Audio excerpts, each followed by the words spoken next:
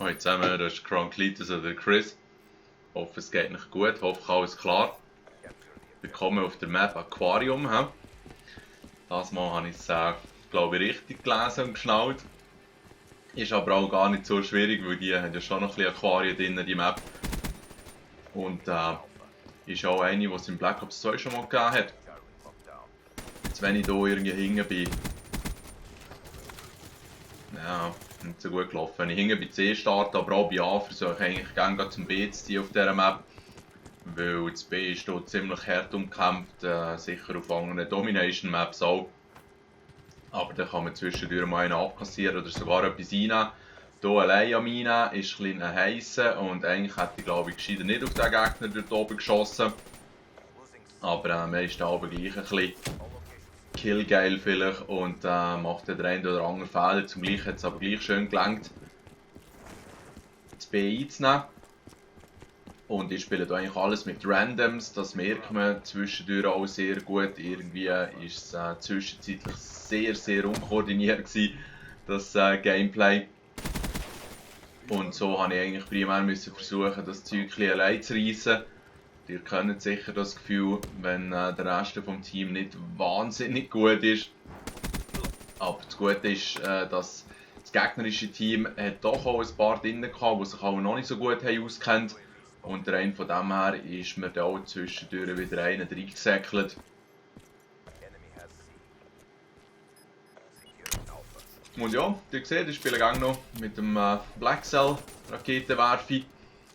Hat mich zwar auch schon manches Leben gekostet, aber ist mir eigentlich wirklich schnurzegal, weil das Zeug vom Himmel zu holen, das ist wirklich das Beste, was man machen kann. Es gibt so viele Situationen, wo man eigentlich keine Chance hat, wenn nicht irgendjemand den Raketenwerfer rausnimmt und die Sachen vom Himmel schießt. Und ja, wie schon gesagt, es gibt gute Punkte, das hilft dem Team. Wieso nicht ein bisschen sozial sein? Hier habe ich versucht, so ein bisschen abzudecken. Da kommt die Spezialfähigkeit vom Roboter. Finde ich zum Teil gang noch ein bisschen verwirrend. Aber ja, ich denke, das Maschinengewehr von diesem Typ ist sicher besser als hier die Klonen. Weil die Klonen säckeln, glaube ich, auch immer Vollgas los und mit der Zeit kann man ziemlich gut einschätzen, wo jetzt der Gegner war. Oder eben auch nicht. Und dann weiss man eigentlich gerade auf wen, dass man schiessen soll. Jetzt hier bin ich leider ein paar Mal dumm gestorben, wie so oft bei B. Und darum habe ich das mal eine andere Wegroute natürlich gewählt. Hier hinten in dieser Höhle hocken sie gerne immer wieder. Und von dem her lohnt es sich auch eine schöne Hage reinzuschmeissen. Vielleicht schafft man da auch einen Triple Kill mit der Knarre. Spielen tue ich mit der HVK. Und wie ihr hier seht, mit dem Purifier, mit dem Flammenwerfer-Typ, da ist es mir leider gar nicht so gut gelungen. HVK spiele ich genau. Unten rechts seht ihr ja auch Fast Max, Quick Draw und der Stock habe ich drauf. Und eben der Flammenwerfer ist wirklich ganz genial, wenn du in einen Raum reinkommst. Klar, das Ding ist noch fast besser, die Spitze vom Ruin, glaube ich. Wo einfach kannst oben runterschmettern, aber der Flame hilft eigentlich auch schon gäbig. Vor allem, du musst sie nur einmal kurz anzäuseln und ab dann brennen die Arme eben einfach. Ja, nicht alle können aufhalten. Vor allem eben hier der Maschinengewehrroboter. Safe heisst es, glaube ich, auf Englisch. Der ist einfach wirklich ultra stark. Zieht euch das rein, hey. Zieht euch das rein. Der kann so etwa auf einen richtigen Gegner schießen und dann wird einfach alles abgekratzt. Ich kümmere mich hier wieder um Trönli, weil ich ja nicht unbedingt mit Geist spiele. Und selbst wenn ich mit Geist würde spielen, häufig hast du dann irgendeinen Kollegen nebendran, der irgendwie am Schießen ist oder mitsäckelt. Und so ist Geist halt schon nicht so hilfreich und es ist auch gleich Geist. Es ist nicht im Ganzen so verpönt wie früher. Eieiei, leider in die falsche Richtung geschaut. Aber ich versuche gleich noch etwas anderes reinzuhauen als der sich gerne versteckt. Jetzt habe ich gesehen, dass der Dung einer kommt. Ich habe gemeint, hier rechts kommt auch einer und tatsächlich noch verwünscht das Käibli. Ja, ich bin aber schon froh, dass es noch Leute gibt, die echt noch schlechter schießen als ich zum Teil. Aber mit der Zeit weiss man ja auch ein bisschen, bei welchen Spots dass man vielleicht einen Vorteil hat. Da kommt schon wieder der nächste. Und sie sind hier momentan ziemlich gäbig am Reinlaufen. Ja, da habe ich irgendwie nicht so gut bereicht, kann man sagen. Ja. Aber er hat sich auch gut versteckt. Vielleicht am Rand noch schnell eine Zwischenfrage. Die Einzelspielerkampagne haben durchgespielt, wie hat euch die gedünkt? Ich habe glaube ich noch nie eine im Call of Duty durchgespielt. Weil das Kriegszeug interessiert mich eigentlich wirklich nicht so. Klar hat der Multiplayer auch ein bisschen mit Krieg zu tun, aber ja, hat mich nie wirklich angemacht. Und ich habe gehört, dass die vom Advanced Warfare eigentlich noch gut war, der Singleplayer-Modus, Story-Mission. Und die jetzt bei Black Ops 3 nicht unbedingt. Und das ist eigentlich noch lustig, weil Black Ops 1 und 2 haben, glaube ich, noch gute Kampagnen gehabt. Also fast ein bisschen schade, dass ich da einfach bei 3 gesäckelt und gestorben bin. Die Idee ist glaube ich nicht schlecht, aber nicht so eine gute Umsetzung. Ja, und dann würde mich noch interessieren, wer hat von euch eben die Einzelspielerkampagne durchgespielt und wie habt ihr sie gefunden? Wenn ihr mögt Feedback geben, wäre das noch ziemlich cool.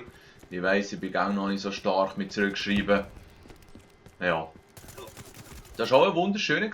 Eigentlich hat man den gut gesehen, links raussäckeln, aber irgendwie sind meine Augen schon einmal anders unterwegs gewesen. Und obwohl dass wir der Blackbird, sage ich jetzt einfach mal, hier oben haben, ist dann nicht immer garantiert, dass man die Gegner gerade abkassiert. Der hat leider ein bisschen verkackt gehabt.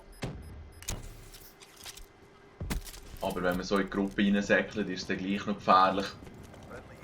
Weil ja, selbst wenn man es auf der Karte sieht, das heisst dann noch lange nicht, dass man gerade alle abkassieren kann. Der Gegner versucht hier die ganze Zeit schön das B abzudecken. Ich meine, was bleibt da auch anders übrig? Klar gibt es auch immer wieder die hintendurch versuchen, es anzuholen, so wie der, den ich jetzt gerade versuche zu jagen. Bin nicht ganz sicher, wo der raussäckelt. Habe ich aber doch den endlich noch verwünscht. Und ja, meine Score-Streaks sind auf jeden Fall schön auf dem Weg gegen rauf. Ich kann hier noch einen kleinen Doppelkill machen. Und ja, wenn man es aber auf den Flaggenpunkt verwünscht oder halt vom Flaggenpunkt aus schießt, dann gibt es aber kräftig Punkte. Das wisst ihr sicher selber auch. Kann man das Zeug ratzfatz freischalten. Und jetzt habe ich hier noch etwas Wunderschönes im Päckchen. Und zwar so einen Roboter, die GI-Unit. Und der dreht gäbig durch, das muss ich echt sagen. Hey. Ja, da war wieder eine kleine Verwirrung. Es ist lustig, mein 6. Sinn hat mir eben auch der Gegner keine Munition mehr, super. Der Klon vom Gegner angezeigt. Also das funktioniert dort eigentlich auch zur Verwirrung.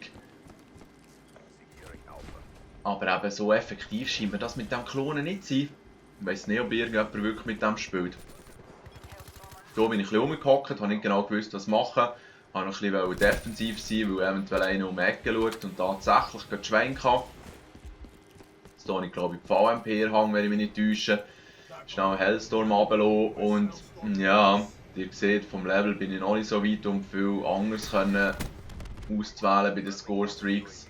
Weil eben die gute Hellstorm, ich weiss es nicht wirklich, ob sie mich überzeugt. Ja, sie dreht richtig geil durch, kann auch unter Wasser säckeln und so, also es ist schon ziemlich ein Biest, das Teil. Da habe ich mich leider von 2 Typen übermannen. Das war auch ein bisschen blöd, aber ich war echt ein bisschen geflasht, wenn der Kette ins Wasser ist jumpt. Den kann man ja glaube ich nicht selber steuern, sondern kann nur sagen, ob er rumsäckeln oder patrouillieren. Finde ich eigentlich ganz in Ordnung, weil wenn man ihn selber steuern könnte, das wäre auch schon ein ziemliches Biest, so ein bisschen wie der Terminator. Jetzt haben wir das B wieder easy einnehmen zum Glück. Wenn aber 3 Leute mithelfen, dann geht es aber wirklich ultra schnell. Und klar, man versucht eigentlich, oder ich versuche aber zwischen 2 Punkten so ein bisschen hin und her zu ziehen, dann kann man das Spiel so ein bisschen beruhigen, weil wenn ich jetzt wieder richtig anwärts zoge, unglaublich schwenk beim Schießen.